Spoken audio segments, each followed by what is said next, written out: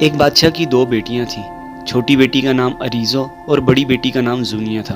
ویسے تو بادشاہ اپنی دونوں بیٹیوں سے بہت پیار کرتا تھا، مگر چھوٹی بیٹی بادشاہ کی زیادہ لاڈلی تھی، اس لیے بادشاہ چھوٹی بیٹی سے زیادہ پیار کرتا تھا۔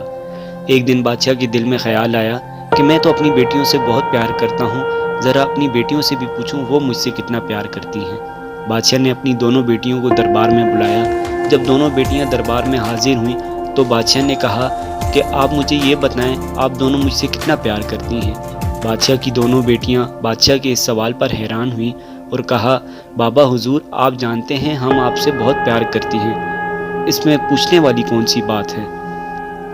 تو بادشاہ نے کہا، ہاں میں جانتا ہوں آپ دونوں مجھ سے بہت پیار کرتی ہیں، مگر میں اپنے بارے میں آپ دونوں کے جذبات جاننا چاہتا ہوں۔ زونیہ پہلے آپ بتائیں آپ مجھ سے کتنا پیار کرتی ہیں۔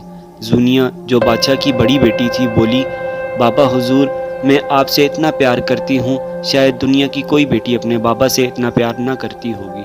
بابا حضور میں آپ سے اتنا پیار کرتی ہوں کہ آسمان پر جو چاند، سورج اور ستارے ہیں ان سب کی روشنی کو اکٹھا کر لیا جائے اور ایک طرف رکھ کر دوسری طرف آپ کو رکھا جائے تو میں اس روشنی کے بجائے آپ کا انتخاب کروں گی، کیونکہ مجھے آپ اس دنیا میں ان سب سے زیادہ عزیز ہیں۔ زونیہ کی یہ بات سن کر بادشاہ بہت خوش ہوا اور عریزو کی طرف متوجہ ہو کر بولا، عریزو اب آپ بتاؤ آپ مجھ سے کتنا پیار کرتی ہیں؟ عریزو بولی، بابا حضور میں آپ سے کتنا پیار کرتی ہوں شاید اس کی تو کوئی مثال میرے پاس نہیں، مگر میرے لیے آپ میری زندگی میں کتنے اہم ہیں اس کی مثال میں صرف یہی دے سکتی ہوں کہ جیسے آٹے میں نمک ضروری ہے ویسے ہی آپ میرے لیے بہت ضروری ہیں۔ بادشاہ اپنی چھوٹی بیٹی کی یہ مثال سن کر بہت حیران بھی ہوا اور پریشان بھی، کیونکہ بادشاہ نے آٹے میں نمک والی مثال بہت بار سن رکھی تھی اور یہ مثال ہمیشہ کسی بھی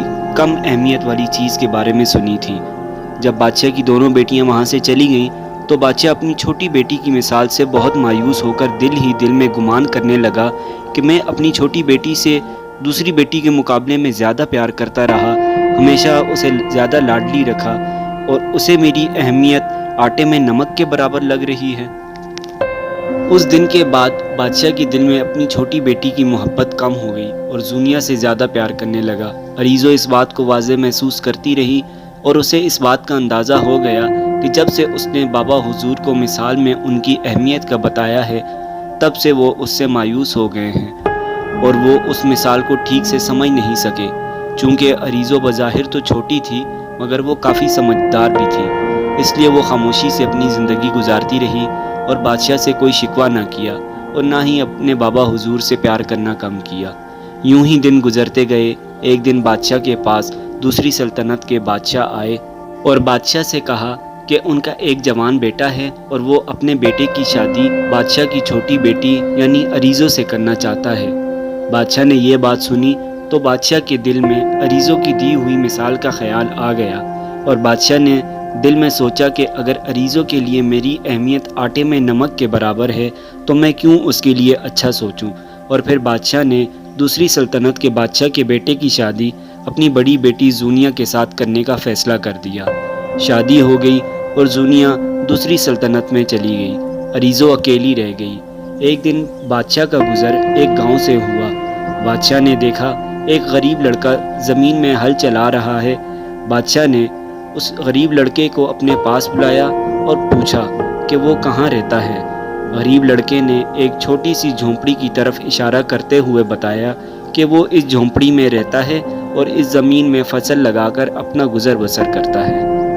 بادشاہ نے اس غریب لڑکے سے عریزو کی شادی کر دی، اسے گھر سے رخصت کر دیا۔ جب عریزو اپنے غریب شوہر کے ساتھ محل سے رخصت ہونے لگی تو بادشاہ نے عریزو سے اپنے دل کی بات کہہ دی اور کہا، عریزو میں نے ہمیشہ تم سے بہت پیار کیا اور تمہیں زونیہ سے بھی زیادہ لاڈلی رکھا، اور جب میں نے تم سے پوچھا کہ تم مجھ سے کتنا پیار کرتی ہو تو تم نے کہا کہ آٹے میں نمک کے برابر۔ جاؤ تمہارا انجام یہی ہے کہ تم اس غریب لڑکے کے ساتھ اپنی باقی زندگی گزارو، اور جب تم چھوٹی سی جھونپڑی میں غریب زدہ زندگی گزارو گی اور تمہیں محل کے آرام اور آسائشوں والی زندگی یاد آئے گی تب تمہیں اپنے بابا حضور کی اہمیت کا اندازہ ہوگا۔ عریزو بادشاہ کی ساری باتوں کو خاموشی سے سن کر اپنے غریب شوہر کے ساتھ محل سے چلی گئی۔ عریزو نے اپنے شوہر اور اپنی نئی زندگی کو اپنے بابا حضور کی خوشیوں کے عوض قبول کر لیا۔ عریزو اور اس کا شوہر بہت محنتی تھے۔ عریزو نے اپنے شوہر کو سمجھایا کہ ہم دونوں مل کر محنت کریں گے اور اپنی زمین میں فصل لگائیں گے اور اس سے جو اناج حاصل ہوگا اسے شہر میں بیچ کر آئیں گے۔ اس کے شوہر نے بھی حامی بھر لی۔ دونوں مل کر دن رات محنت کرنے لگے۔ دونوں نے مل کر اپنی زمین میں ہل چلایا اور فصل لگائی۔ فصل سے جو اناج نکلا عریزو کا شوہر شہر جا کر بیچ کر آیا۔ دونوں نے اس رقم سے کچھ جانور خریدے اور ان کے دودھ سے کاروبار شروع کر دیا، اور وہ دونوں فصل لگاتے اور اس کا اناج اور جانوروں کا دودھ شہر میں بیچتے۔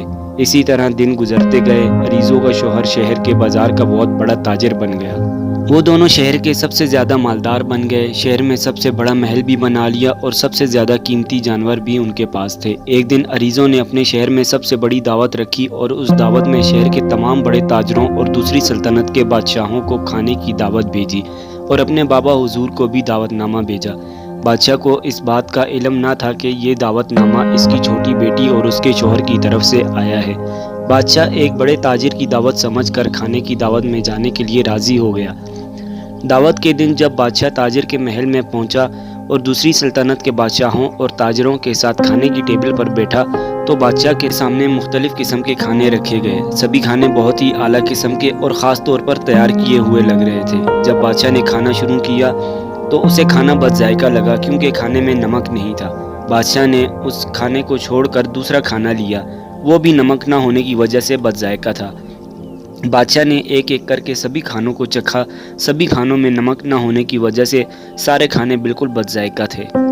بادشاہ اور دعوت پر آئے ہوئے سبھی مہمانوں کو بہت غصہ آیا کہ یہ ہمارے ساتھ کیا مذاق کیا گیا ہے۔ بادشاہ نے جب میزبان کا پوچھا کہ یہ میزبان کون ہے جس نے اتنی بڑی دعوت کا اہتمام تو کیا مگر کھانے میں نمک نہیں ڈالا، تب بادشاہ کی بیٹی اور اس کا داماد محل کے ایک کمرے سے باہر آتے ہیں۔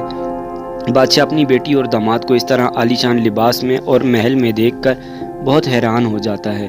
بادشاہ کی بیٹی عریزو اپنے بابا حضور کو سلام کرتے ہوئے بڑھتی ہے اور اس کھانے کے لیے معافی مانگتی ہے اور کہتی ہے کہ بابا حضور، ان سارے کھانوں میں نمک ہم نے خود جان بوجھ کر نہیں ڈالا، جس پر بادشاہ کو بہت غصہ آتا ہے اور وہ کہتا ہے کہ یہ کیا بدتمیزی ہے، جس پر عریزو کہتی ہے بابا حضور، ان سب کھانوں میں نمک نہ ڈالنے کی وجہ صرف یہ ہے کہ میں آپ کو اپنی وہ مثال سمجھانا چاہتی تھی جو ایک بار دربار میں نے آپ کی محبت کا اظہار کرنے کے لیے کی تھی، اور میری اس مثال سے آپ بہت دکھی ہوئے اور آپ میری مثال کو صحیح سمجھ نہ سکے، مگر میرے دل میں آپ کی عزت بہت تھی اور میں آپ کی خوشی میں راضی ہو گئی۔